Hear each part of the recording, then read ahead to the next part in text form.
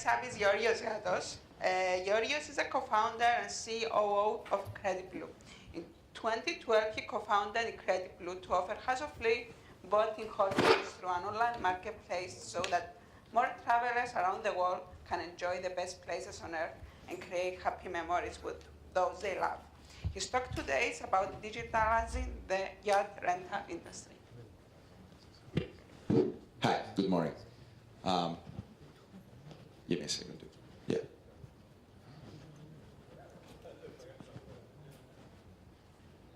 Great. I'm going to use Incrediblue and the story behind Incrediblue to help entrepreneurs, especially in Cyprus, to maybe get some insights about how it is to start local. We started in Greece and immediately expand global. Because based in Greece, the market is very, very specific. So prior to Incrediblue, a few words about me. I used to do some business consulting. I worked a bit on a VC that did energy-related investments. And when I met my co-founder, Antonis Ferakis, who is also the CEO of the company, and he pitched the idea, I loved it because I was never a sailor, but I had a friend who had a boat, which is the best category to be in, actually, having a friend with a boat. And I have done vacations on a boat. And very early I realized that actually having a boat rental, a boat vacation, is not only for the rich and famous, but can be done by normal people. So I joined the company. My background is financial economics. I was very active, and I'm still active in the startup scene in Greece. I'm hosting the Open Coffee Thessaloniki meetings. Open Coffee is very big in Greece. It's the biggest monthly get-together kind of conference, and part of the TEDx Thessaloniki and stuff like that. So, as I said, we're going to talk a bit about the story of Incrediblue, how it went up to date, and also some things about identifying your customer, how we made some progress on that, and overall, the traction you need to build from the idea into being able to do some serious fundraising and grow your company. As I said, in the end, we have Q&A. Happy to talk about fundraising, happy to talk about team building or processes within the startup. So, as you probably know, travel today is mostly air and land. There's not much being done on the sea besides cruising. But the yachting industry is not a new industry, right? It's been for decades. So why disruption of the industry? There is over $500 billion spent annually, 500 billion, so $500 billion spent annually on leisure tourism only. So there's lots of money out there. And recently, as you probably know, it was mentioned like in any other presentation over the 2 days, Airbnb disrupted accommodation and lodging, Uber disrupted transportation, and what we realized that, combining those two, you have their kid, which is boating. Because what's interesting with boating is actually that it's going to be the ultimate vacation because you have the comfort of being at home while actually you've been taking care and being, transport to different locations every day. And boating can be either like a luxury hotel, if you go high-end on a motor yacht, or like an apartment rental, as you would do on Airbnb. Since both of them offer all amenities, from toilet and cabins to small kitchen or larger kitchen that can cater group of friends and families. It's identical for that kind of people. For couples, it might end up being a bit expensive, but for the rest, it can be very affordable as the real example prices that we see there. So if you really compare it with villa rentals or hotel rentals that where pretty much all of you know already, it can be very, very competitive. Plus, you have all the benefits about exploring new destinations, being, in locations that you probably are aware of, but seeing them from the sea and not actually from the beach. So you want to go on a beach bar and be like crowded, you can do that, but a few minutes away you can take your boat and be in somewhere else. We had a real life experience last summer. We went on a private island. There were like 10 boats there. The 9 boats left, and it was only us left there for the night. We had everything on board. So we spend a night in our own island, which is pretty cool. And you think you need to be a conglomerate, or a VIP star to do that. But you can do that with just a few money. So eventually, it is the ultimate vacation. And this is the feeling we want to bring to the masses. And this is, if you think about it, this is why VIPs and very rich people use this kind of either owning or renting boats as their vacation alternative. And we thought it would be much cooler if more people can afford that, and we're working on the ways of removing the barriers and actually doing that. So we give people the ultimate freedom to explore locations that they want with their loved ones and have amazing time. So the idea started back in 2011 when Antonios had some international friends coming in Greece and renting a boat. The experience they had was completely different than they thought. Antonios used to be one of the super hosts of Airbnb, first ones in Greece. So he were aware of marketplaces and how they work. And when they rented the boat, they realized that actually what they thought they would get was not what they got. So there were lots of funny stories when he describes what happened then about people, not having enough cabins, so some of them sleeping on the couch, on the sofa, in the living room, bad weather, which, okay, it was not the boat's fault that, but, it was lots of things that happened that made to a terrible idea, which actually created the great idea, Incrediblue. And back then, when we launched, people called us as the Airbnb for boats, which was cool, but in reality, we're more like booking.com for boats. So the technicality behind that is we only allow boats that they're professionally allowed to be rented out, compared to have a boat, take my boat, go drown yourself, oops, kind of situation we want to avoid. So Antonios on the right, Theo, who's the CTO, and me, who I'm the COO, go together in Volos, Greece. None of us is on Volos. I mean, my parents were from there, but that was not related. The thing was, Antonio was based there for another purpose. Theo was in Athens, I was in Thessaloniki, Volos is in the middle. So we're kind of getting there together, and we started from there.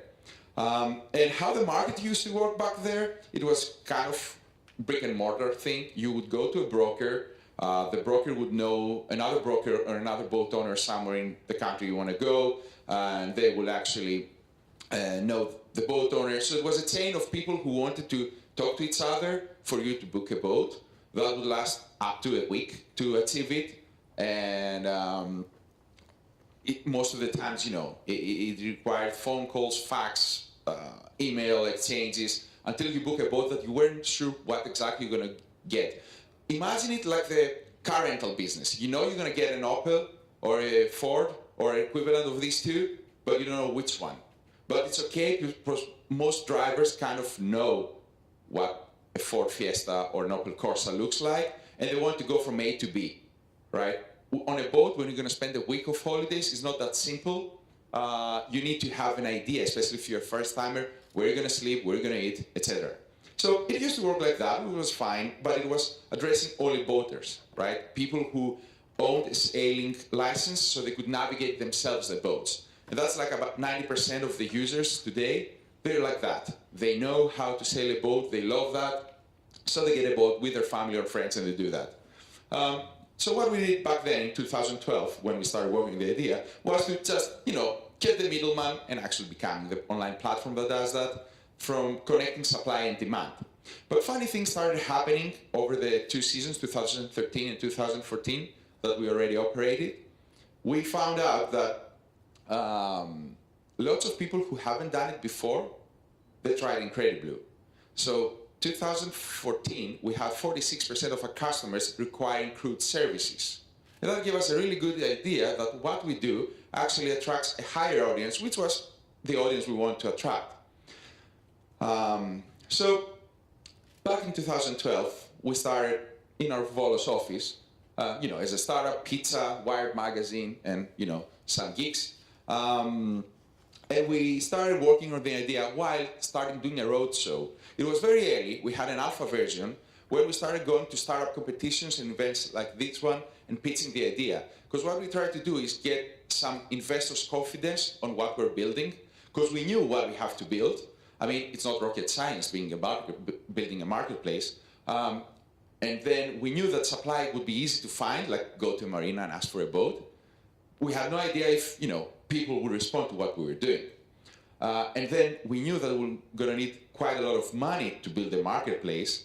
So if investors wouldn't back the idea, it wouldn't be possible for us to sustain ourselves after 6 months, maybe a year. In the beginning, only Antonios was full-time. Myself and Theo had other jobs, so we, make as much money we can and work on the idea. So we started going around, and we had a couple of nice events. I remember the first event we went, it was the smallest regional event we could ever find. It was in Skopje, in Fyrom, and we went there, so if something went really bad, no one would know anyway. so we went there, it went good. We got some validation, not big name investors and everything. And then went to Amsterdam, the Next Web. We got a stand there. It was the serious investment we did, like it cost us 3,000 euros to be there and actually have the stand and everything. And then we had investors from Index Ventures, Accel coming to our stand. They were like, oh my God, this is the next Airbnb. So we were like, yeah, we have this alpha, we do that, and all the investors, well, I didn't know back then, but now I know. When they meet you, they were like, yeah, great, yeah, keep me updated, I love boating, whatever. Half of the investors, by the way, own boats. But anyway, so it was good, and people were coming, so we thought everything's great. And then what we did, we built the whole thing, no MVP, all that stuff is for, authors to sell books. We did the real thing. We did a normal product. So instead of starting with, something that people can communicate and book a boat, we started with a payment provider first. So you wouldn't book a boat unless you pay us. Like if we had 2 bookings that no one paid us, it would make an impact in the bottom line. It wouldn't. But it would give validation of the business that probably would lead to a serious round of financing much earlier than we achieved. Because we want to have the right product. So we missed 2012, we missed investors' interest because they thought, okay, guys, you told us in 2 months you're going to have a beta version. It took you 6 months, and then, the rest is history. But over the list, as soon as we had the beta, and we had also the first boats coming in the platform that we went from marina to attract boat owners initially in Greece. We got 100,000 euros from a seed venture capital fund in Greece called Open Fund. And that helped us go into the season of 2013. That was our first season. So it took us almost a year plus to launch. And then we started having our first revenue, first customers. Things were looking very well. This is the website. If you go now, actually, you're going to see that, which allows you to actually search where you want to go, when, etc., like all travel websites. It works, as I said, you find the boat, you talk to the owner, and then you book it. And it's very boat-centric. So we took a bold decision that we're going to drop this model. And why we're doing that? As I said, 46% of our customers are non-boaters. But with this product, guess what? It talks to boaters. So, you want to go to Greece. Good luck, find a boat. I mean, you know nothing about it. Okay, I'm going to get a boat. Who's going to navigate it? Where I'm going to go? What kind of supplies shall I bring with me? Is there a hairdryer in the toilet? Real question of my girlfriend, actually. And stuff like that. So we found out that the people we want to attract don't care that much about the boat. The boat is the end of the means to have the vacation. So we said, okay, you know what? On the other hand, boaters really know about the boats. So they will start talking about the ropes that the sails have. They will start talking about if there is a lighter on the cockpit so they can have a small light so they can play poker during night. Real questions as well. So we found out that with one product, we couldn't address all these people. Anyway, before taking the decision to drop it, we had some traction, right? We had over 3,000 boats, mostly in the Mediterranean Sea. We had 20,000 messages exchanged between boat owners and people and guests. And we had about 2,500 people who actually enjoyed their holiday through Incrediblue. So, and there were customers, weirdly enough, 60% from Greece and the rest of the world. Well, it makes sense why they were from Greece.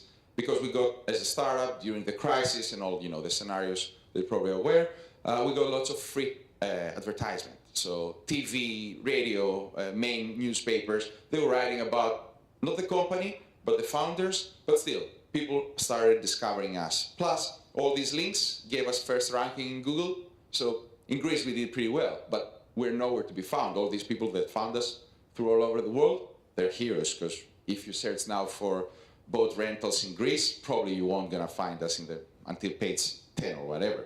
So we realized that we had three different type of boaters. Gilad, he's the boater. He was the one who asked about the light on the cockpit. And we found out that these people are too technical, so if we make a product that fits them, then Stephanie and Alana wouldn't have any chance booking the product. But guess what? Alana, a real customer as well, she turned 30 last year. She booked 6 days from the States, coming to Greece from Athens to Mykonos and back with her friends to celebrate her 30th birthday. Well, people like Alana, that they are boaters, but they always want to be, they're boaters in terms of lifestyle, but they don't sail, they don't navigate, they know nothing about it. There are people who are high-end and they can afford, higher rentals. Stephanie, on the other hand, is the ideal customer. Stephanie is like me. I have no idea how to navigate a boat. Well, I know, but I wouldn't trust myself a minute without an experienced person on it. But we enjoy, having this exploration and not being a tourist, being a traveler. So that kind of people expand the market at all. And this is what actually got investors' attention. We haven't announced, but we secured, and we have announced until now 600,000 euros in terms of investment in the company. But over the last 2 months, we secured another round, quite bigger, that we haven't announced yet, but we will in a month, hopefully, that was on the thesis that more people than ever before will choose boating vacations versus renting a villa or renting a hotel as an alternative. Like, imagine, as Uber says, have your own software, we're going to say have your own boat. And, it's awesome to be able to rent a boat that maybe costs $500,000 or $1 million for like a few thousand euros a week. So the thesis now is that Incrediblue will become an alternative in your mind about a vacation when you and your friends or family want to do something unique. And what we're doing now is we drop all the bareboat. Bareboat is when you get just the boat. So we drop all the bareboats, so bye-bye 55% of our revenue. And we focus on 5 countries. Before now you could find more boats, but no, we're gonna go back and build a better presence in the Mediterranean. So Greece, Turkey, Italy, Spain, and Croatia in the Adriatic to start with. We're gonna help you discover more than 30 itineraries, so 30 things to do if you have a long weekend or a week. 4 different types. Until now we had inflatable boats, small motor boats for a day, huge catamarans, everything. Now we're going to focus only on sailing boats, catamarans, which is the more active lifestyle, which means you have your captain, but you might need it to help a little bit with the anchor, do some light stuff. Or the luxury one, which are the motor sailors, the goulettes, as they call it, or the motor yachts. All right? No experience at all required. And then, you just bring your nice mood. So everything will be included. Lots of people were asking what's the hidden cost. And in some types of boats, like motor yachts, the petrol can cost more than the boat. But us, by suggesting the route, we have estimated how much petrol and everything associated with the route, like marina fees and stuff like that. So the final price you're going to see on the new version of Incrediblue, which hopefully going to launch in a month, will have everything inclusive. It will give you it's not like a cruise, like day 1, you start from Athens and then you go to Zia, and day 2, no. We're not going to take away the fun of exploration, because if you like one location, stay there for the whole week, we don't care. But at least we're going to get away all the hassle about what's related with booking the trip. So as I said, we're going to have, these are some previews, some ideas. So it goes more to discovery what you can do on a boat, and ends up on, okay, choose a boat, rather the model we have now, like choose a boat, have fun. And what does that actually make? From that small niche market of boating, we expand to we're more competing with these people for your holiday, rather these people who were competing until now.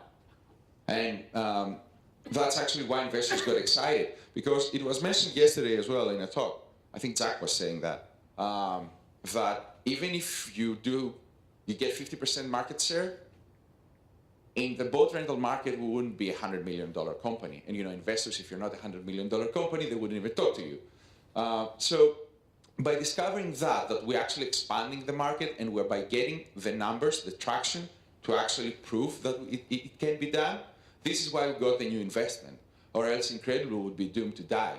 Not because it wouldn't serve a need, but it wouldn't have the growth. It was very nicely put by one of our investors that we're doing like that, which is great, you're growing, but we're not growing fast enough so that the company can survive and become, at least in the first stage, sustainable.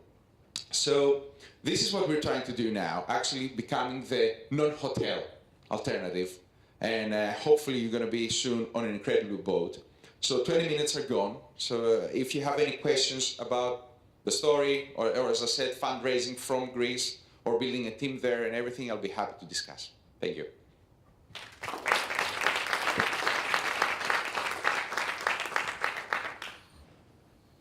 Questions?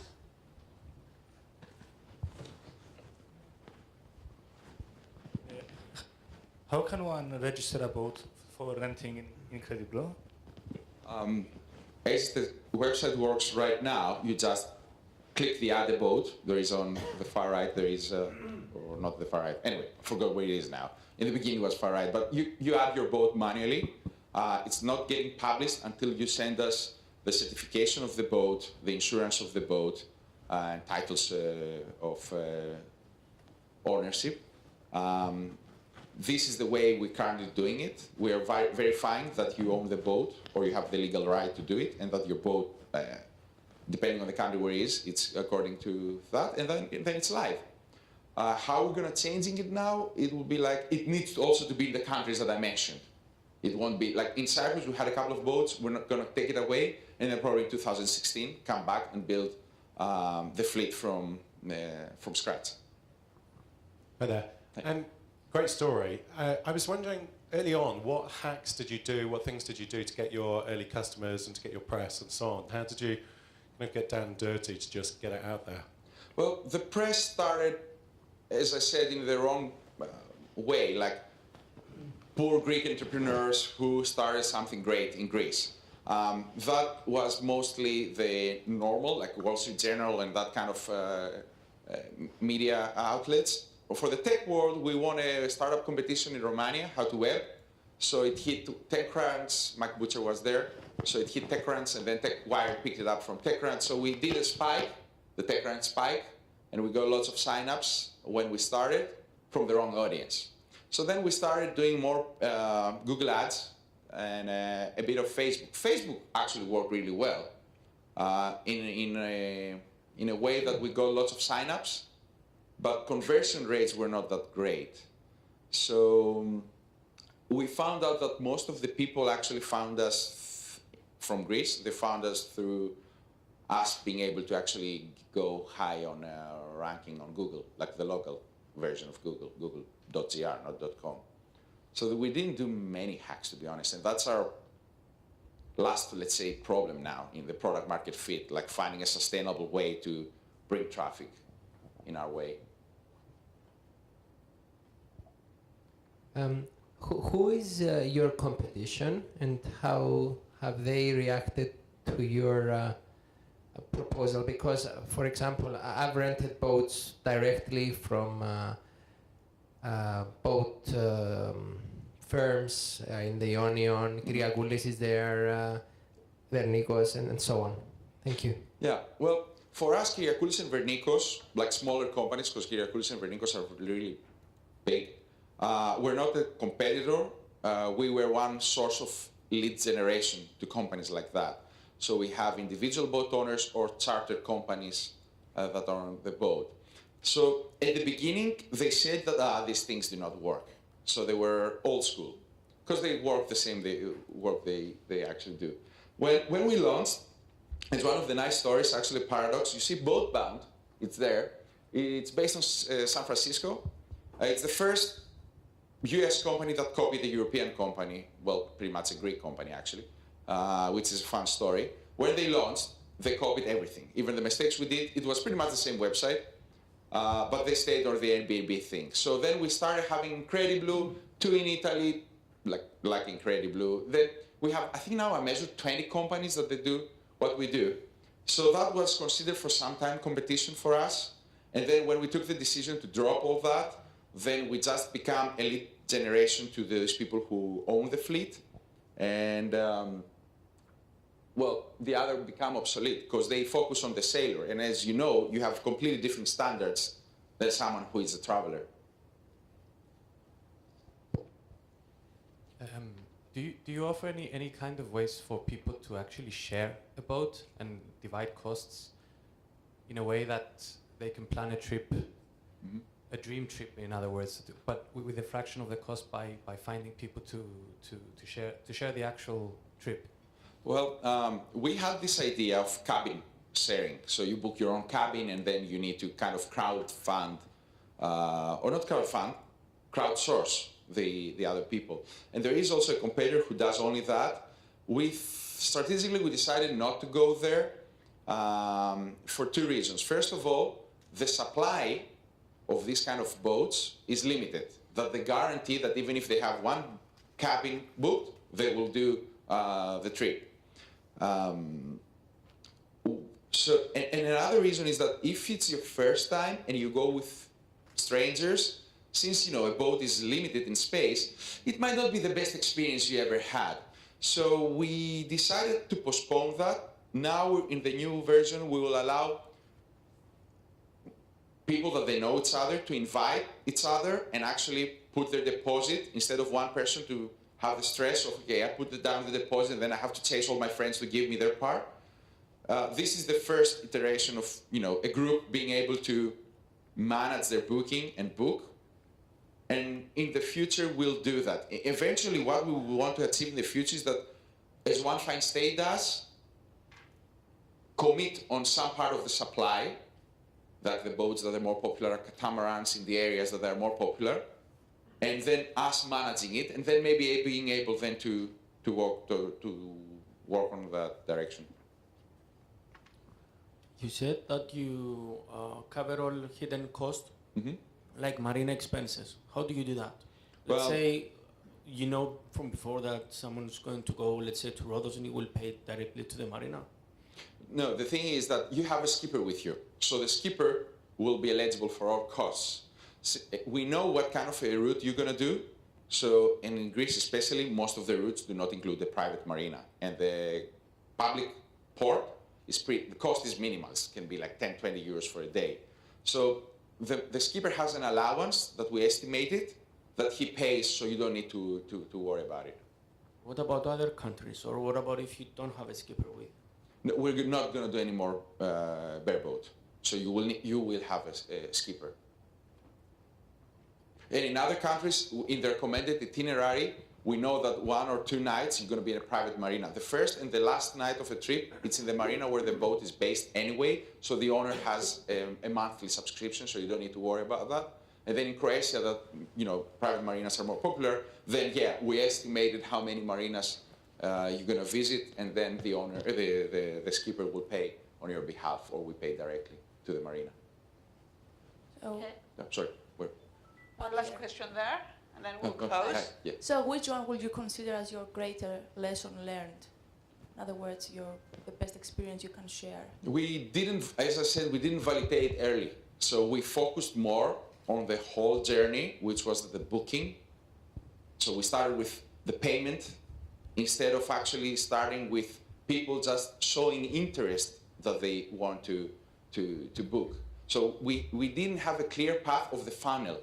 So when we started, we said people were going to book boats, great, but we didn't know that people might need 8 to 12 times to visit our website before they make a booking.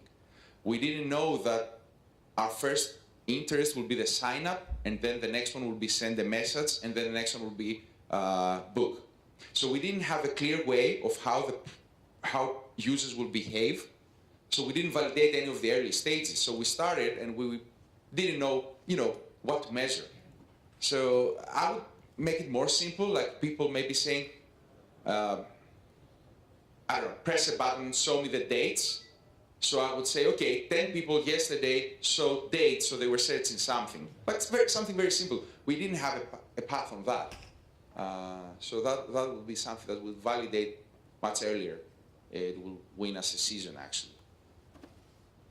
Okay, thank you. Thank you.